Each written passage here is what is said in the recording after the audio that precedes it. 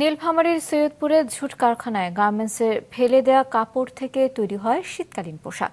এসব পোশাক দেশের বাজার ছাড়াও প্রতিবেশী দেশগুলোর কাছে রপ্তানি করে আসতো বৈদেশিক মুদ্রা। তবে দীর্ঘদিন ধরে স্থলবন্দর দিয়ে বস্ত্র রপ্তানি বন্ধ থাকায় এই শিল্পে ধস নামতে শুরু করেছে। নীলফামারী রিপোর্টার মঞ্জুরুল আলমের পাঠানো তথ্য এবং ছবিতে ডেস্ক রিপোর্ট। সৈয়দপুরে বিভিন্ন ঝুট কারখানায় তৈরি শীতবস্ত্র বাংলাবান্ধা ও বুড়িমারী স্থলবন্দর দিয়ে রপ্তানি হতো এশিয়ার বিভিন্ন দেশে।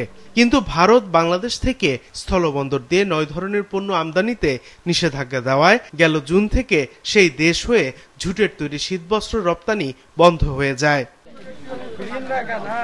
এতে ছোট বড় 4 শতাধিক ঝুট কারখানায় তৈরি সোয়েটার, জ্যাকেট ও টুপি সহ নানান শীতবস্ত্র রপ্তানিতে বিপত্তিতে পড়েন রপ্তানিকারকরা।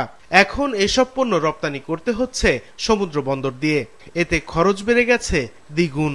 একটা লট পাঠাইতে 3 লাখ যেখানে খরচা ছিল, এখন সি পোর্টে পাঠাইতে গিয়ে এখান থেকে চিটাগাং থেকে কলকাতা হয় বিভিন্ন জায়গা পাঠাইতে গিয়ে সেই খরচাটা 9 লাখ টাকা হয়ে গেছে।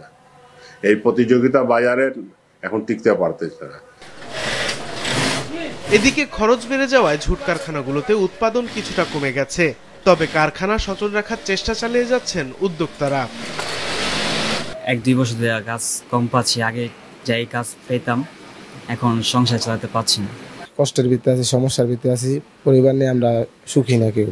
আমরা চাই যে এই সমস্যার সমাধান হোক। আমাদের এখানে উত্তরবঙ্গের তো পুরা জেলাটাই আমাদের আন্ডারে শীতের মাল নেওয়ার জন্য আসতে হয়, বরঞ্চ ঢাকা থেকে যে পাইকারগুলো আসে তখনই মালের রেট একটু বাড়তি হয়। এ পর্যন্ত ঢাকার 1-2টা পাইকার চলেও আসছে, মালপত্র নিয়ে গেছে। ব্যবসায়ীরা জানান, সমুদ্র বন্দর দিয়ে বর্তমানে প্রতি মাসে গড়ে প্রায় $2 লাখ শীতবস্ত্র রপ্তানি করা হয়। এই প্রক্রিয়া সহজ ও ব্যয় সাশ্রয়ী হলে ঝুট শিল্প আগের অবস্থায় ফিরে যাবে বলছেন আমদানি রপ্তানিকারকরা। বর্তমান ব্যবসার অবস্থা খুবই খারাপ। সৈয়দপুরে ছোট বড় মিলিয়ে 400 মতো ফ্যাক্টরি আছে। দেখা যায় কমে এটা ফ্যাক্টরি মিনিমাম 100 ফ্যাক্টরি কমে গেছে। কারণ যে আমরা ভালোভাবে কাঁচামাল পাচ্ছি না। এক্সপোর্ট যারা আমরা এক্সপোর্টার, যারা আমরা এখান লক্ষ লক্ষ ডলার এক্সপোর্ট করি, আমরাও এই পণ্য তৈরি হচ্ছে না বিধায় আমরাও পিছায় যাচ্ছি। স্থলবন্দর দিয়ে বস্ত্র রপ্তানি ব্যবস্থা ফের চালু হলে প্রাণ ফিরে পাবে উত্তরাঞ্চলের ঝুট শিল্প। এতে বাড়বে রপ্তানি আয়, কর্মসংস্থান হবে আরো পোশাক শ্রমিকের।